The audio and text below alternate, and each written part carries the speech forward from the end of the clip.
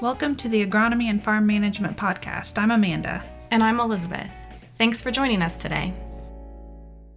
First off, we want to apologize to our listeners for our inconsistency this year with recording. We're trying to get back to regularly releasing our episodes, so please bear with us as we navigate some of our other responsibilities. This spring is on par with what we've been seeing lately for planting, which is to say anything goes.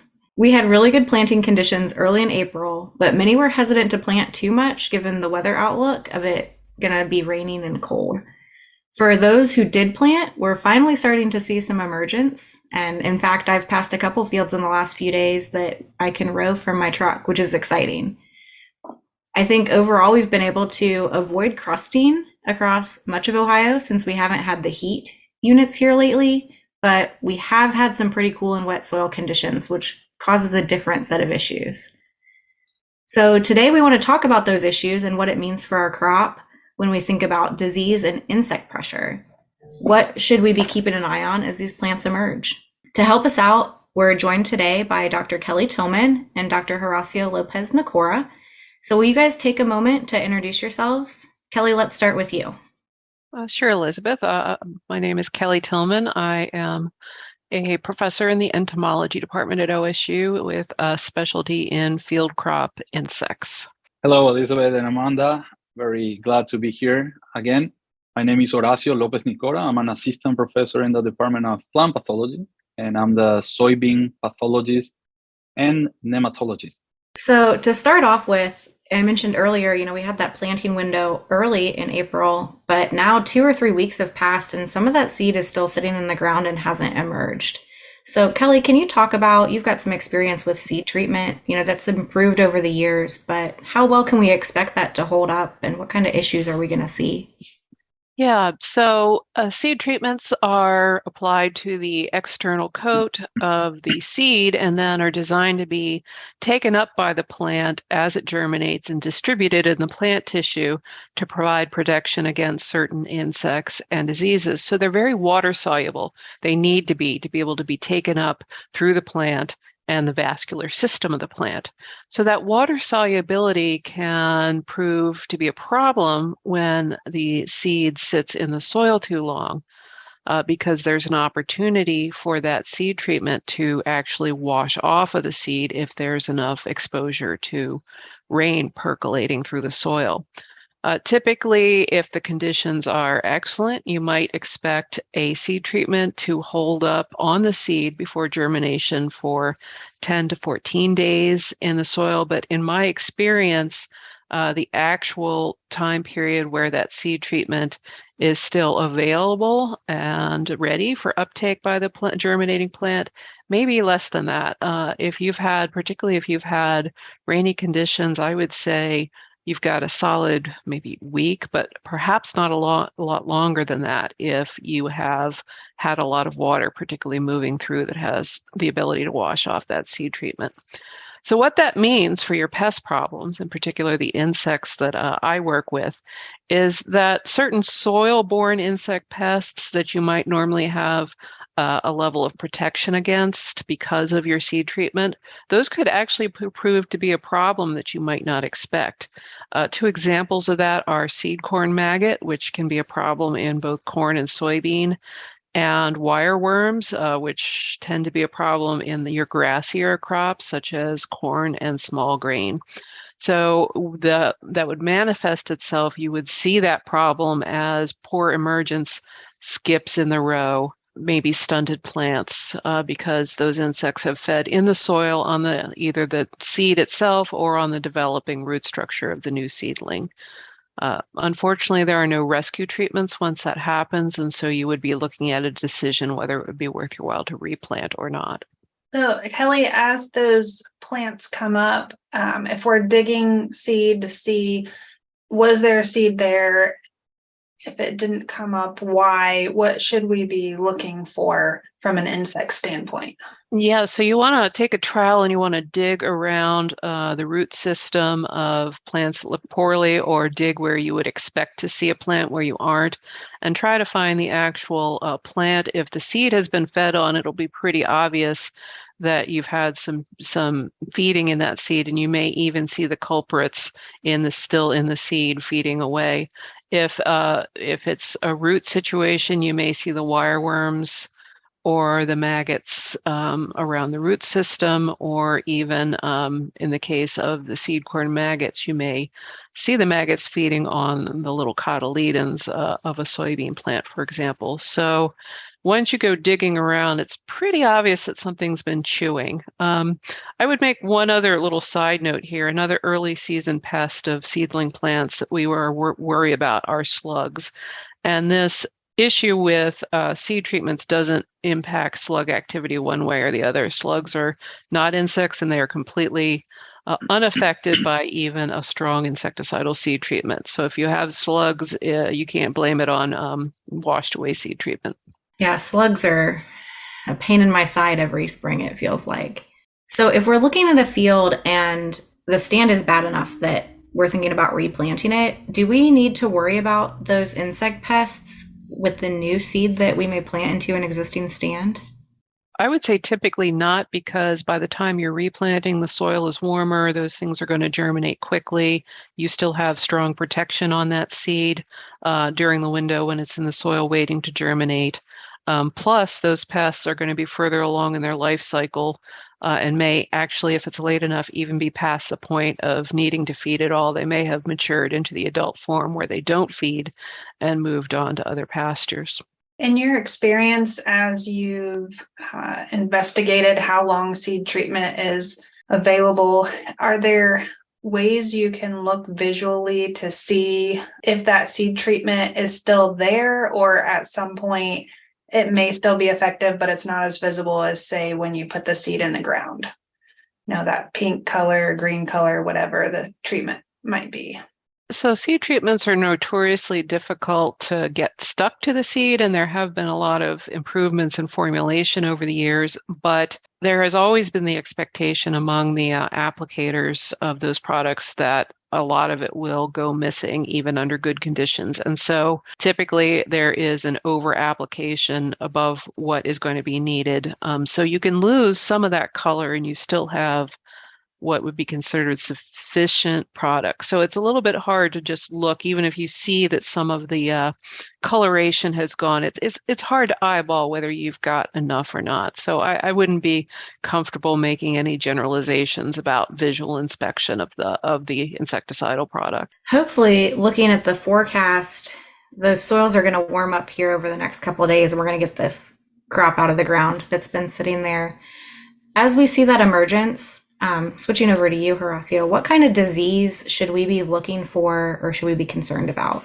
Yes, comment on the type of symptoms that we will see in the field. Symptoms are representation of these problems, right? And as Kelly was telling us, these will be aggregating in space. They will be clustered, right? So we will see pockets that will be delayed in emerging, or we will see those stand reduction. And normally it will happen in areas clumped together. And that's exactly how insects, very wet areas in our fields, if we're talking about an abiotic physiological damage, may take place, but also disease. So pathogens normally will be aggregated, clustered in our field. A disease will only take place if we have the three parts of the disease triangle, which means the presence of the virulent pathogens. And most of the times we will know this because historically we have been affected by these organisms. Places where water is retained and there's poor drainage, we may have problems with water molds such as Phytophthora and Pythium. Within these, there's multiple species, especially with Pythium. We have different species that can affect plants at different temperature. The other part of the triangle is that conducive environmental condition. So temperature, seeding water in the case of water mold, cold soil temperatures in the case of Fusarium graminearum or Rhizoctonia, that can also affect the crop. And the third component of this triangle is the susceptible host, in this case, our soybean. Most of the time we try to alleviate that by planting something resistant to these pathogens, but also protecting them using a seed treatment. We have been noticing with early plantings that these plants take a while or have been taking a while to come up. And from some of the trials that we have been visiting, plants are coming up after 2 weeks of being planted. And we have been finding some damage that look very similar to those caused by fungal pathogens or fungal-like pathogens like oomycetes. So most of the time, discoloration in the tissue, most of the time, the seed will be completely rotten. Most of the time, they germinate, but they do not fully emerge. We call this pre-emergent dumping off, which we only know by digging and getting those seedlings out. And the third one is when plants just recently emerge, they are affected by this organism, and we call this post-emergent dumping off. Depending on what organism we're talking about, the symptomology will be slightly different. The water molds will tend to rotten the tissue. Pythium, for example, will rotten all the cortical area, leaving the pith of the seedling intact. Fusarium will create a very brown to reddish discoloration, same like Rhizoctonia will do. But this is really hard to know if you haven't been trained and look at different samples. So in our lab, we can help with this. Digging these plants can be very easy if we target these areas where our crop is not coming out, where we suspect we have a problem with disease. And in the lab, we can help by surface sterilizing these plants, cleaning them very well, and isolating, if any, the pathogen that is within the plant, and maybe identifying the culprit of this problem. Again, the same comments that Kelly was mentioning apply for seedling or seed diseases here. As we get in a warmer season, plants will emerge faster, product will be more effective. We may have a better soybean stand. So similar to the question Elizabeth asked Kelly, then if we do have these diseases impact our stand and we need to replant, is there concern about the disease being present there and infesting our replanted seed? I always go back to the disease triangle to answer this type of question, or even when I'm thinking about it, right? So there will be one very crucial part of this disease triangle that will definitely change, which is that conducive environmental condition. Things will change, will get drier, will get warmer, and that will help that susceptible crop to emerge faster, grow out of that period where it's extremely susceptible to this pathogen. And maybe if the seed were treated with a fungicide, that product will still be available to protect that germination and emergence. These soil-borne pathogens are very hard to eradicate once we have it. We could work with some crop rotation and try to rotate to non-host, but most of the time it's extremely difficult. For instance, Fusarium graminearum, which is one fungal pathogen that can cause this type of seedling problems, we know very well that can also affect wheat and corn. So pretty much that leaves us with very little to do in terms of trying to reduce the initial inoculum, and especially if we're under an agricultural system where we do not till. However, using the correct seed treatment and the genetics available, if we have resistance in the cultivars that we're planting, then integrating these can be a great management strategy. So this question is for either of you. If we see this impacting our fields, I think one thing is maybe to consider planting into better conditions, but are there other steps farmers can take to prevent Rossio? Are there resistant varieties to any of these? Kelly, is there something we need to make sure we're looking for in our seed treatment, maybe to make it more effective, those types of strategies? So I can start with comments on seed corn maggot. The biggest risk factor for having a seed corn maggot problem in the first place is particularly for people who disc in any type of organic matter into the soil before planting. So that might be disking in a cover crop or a previous alfalfa field or disking in manure. and then planting fairly soon, say a week to 10 days after that disking process. Those seed corn maggots are attracted to that kind of nice rot, the flies that lay the eggs are attracted to that nice rotty smell coming out of the soil from those incorporations, and that's where they will come to lay their eggs. So those are the practices that put you at high risk for seed corn maggot in the first place. Now, fortunately, seed corn maggots don't set up permanent populations in fields. It's an opportunistic thing where the flies would come in each year and either lay eggs there or not. So that is a strategy, avoiding those types of cultural practices if you are concerned about seed corn maggot. And definitely, if you do those types of cultural practices, consider at least a moderate to perhaps a high rate of insecticidal seed treatment. Very similar approach. First, know what kind of problem you have, especially when we're talking about disease, right?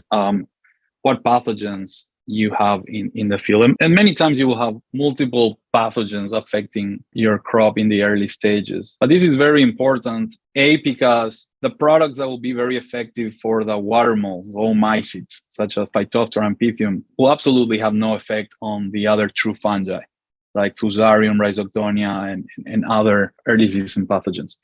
There is resistance, and most of the time this will be included in the label or the packet of the seeds and cultivars you're gonna plant. Some of these are genes that confers resistance to specific either pathotypes or races. Others, it's a quantitative type of resistance that is more broad in the sense that can protect against several races of a specific pathogen. And the one that I'm thinking of is Phytophthora, right? And again, like Kelly was mentioning, trying to play with that conducive environmental condition. How can I avoid falling into that very prominent and advantageous conditions for the pathogen to cause the problem is key. If I can wait to plant when soils get warmer, or when I wait to soil, drain and not plant on sitting wet conditions, then all these things can help us. Of course, sometimes we cannot predict this, right? We plant when the weather was beautiful, and then we had a week of rain, and just that condition came afterwards. In that sense, and having experienced this for the past years now with these extreme weather conditions we have in spring, take advantage of seed treatment, knowing the pathogens you have there and the resistant package that your cultivar may have are great ways of preventing yield losses or stand reduction. Yeah, that's all helpful advice. I know it's nice to be aware of the risks when we're making decisions to take advantage of those planting windows that we have. And Kelly, you opened the door earlier to slugs. So I know we've got some listeners that here over the next couple of weeks are going to be seeing slugs in their sleep as they devour their corn and soybean fields. So do you have any tips for those folks about things that will make their lives easier or maybe happier? Yeah, so we don't have a lot of rescue treatments for slugs, but we do have some, and these are baited pellets that the slug has to actually eat, consume, for them to work. And one example, an active ingredient, metaldehyde, would be in a product, for example, Deadline MP. MP stands for mini pellets. And then iron phosphate is an active ingredient that is perhaps not as effective as metaldehyde, but is organic approved. So those are two options. It's very important to apply those when you don't want to apply them before rain, because once those pellets dissolve, they're not available for the slug to go and munch on them. So keep an eye to the weather and don't put them down before rain events that are going to dissolve them and make them ineffective. And also, it's better to treat earlier rather than later, because it's a lot harder to kill a big slug than a little slug. So if you have a history of slug problems, or you think you might have slugs, make sure to go out and look early. If you're looking during the day, look for the feeding damage, but also you can see slime trails on the plants as a telltale that it's been slugs. Or if you want to catch them in the act, they are night feeders. So you can go out at dusk or just after dark with a flashlight and actually look for the critters. And just try to get on it sooner rather than later, because those big slugs, the products won't necessarily even kill them once they get to a certain growth stage. I think the last thing we want is just some slugs with belly aches that are still eating. Yeah. So I want to also mention, I know we're talking about problems that will affect, immediately plants coming out or not, which is the problems that we're discussing. But these early conditions can also be favorable for problems that we will see later. To give an example, the fungus that causes sudden death syndrome, Fusarium virguliforme. There's different species, but the most prevalent is Fusarium virguliforme here in Ohio. Very cool weather conditions, compacted soil will have an effect on that fungus infecting very early, as soon as these seeds germinate and plant emerge. So the problem really starts now, but the symptoms shows up later at R5, R6, where really we cannot do much anymore. So considering, again, what Kelly was saying, know the history of your field, know the history of the different problems you have, and that can help you make decisions of what type of seed treatment, what type of resistant or genetics you will include in your program. Yeah, thanks for that comment, Horacio. We had a lot of struggles with that. Was it last year? I think. Last year. Yeah, so for those folks who've dealt with that, keep that in mind for sure. Well, thanks to both of you. This was great content. Last thing we usually ask is if you have social media pages or websites that you want to share for people to get more information. Yes, so we keep all of our outreach extension material on our field crop insect website, which is aginsects.osu.edu. And most of the information that I normally provide will be found in the corn newsletter from our agronomy team. And I'm located in the Columbus campus, Codman Hall. So very easy to find me from the Department of Plant Pathology website. And again, if there's any need for us to help pinpoint diagnosing what could be the potential pathogen or group of pathogen affecting your seedlings, we're more than welcome to work with you. Well, thanks to both of you again. I know this is a busy time as you're gearing up research projects. We appreciate, of course, all the work that you do in the field and the programs you provide to our growers. Best of luck with your projects this year, and we look forward to talking to you again about some of those results. Thanks, Amanda. Thanks, Elizabeth. Pleasure to be here. Thank you. Thanks for listening to the Agronomy and Farm Management Podcast. Join us again in 2 weeks for our next episode. Hey, podcast listeners. Just a reminder to give us a like or subscribe so you know when we release new episodes. If you're enjoying the podcast, be sure to leave us a review also. We appreciate the comments.